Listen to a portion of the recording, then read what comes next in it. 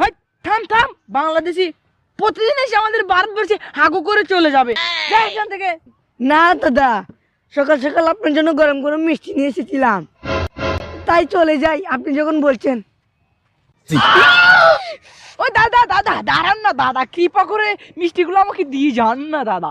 ও দাদা, মিষ্টি খাবেন? নেন, আমি একটু আগু করে আসি। কি আবার তুই সে আগুর কথা বলিস? যা এখান থেকে, আবার তুই এসে আমাদের ইন্ডিয়াতে আগু করবি। হো দাদা, তাহলে মিষ্টি বক্সটা দিয়ে দেন, আমি চলে যাই। ও আচ্ছা, ঠিক আছে ঠিক আছে ঠিক আছে। এই যা, আচ্ছা যা, আগু করে চলে আয়, কম করে আগু করিস, যা। এ থাম থাম থাম থাম। আচ্ছা তুই বলতো, প্রতিদিন কেন আমাদের ভারতবর্ষে আয় তুই আগু করিস?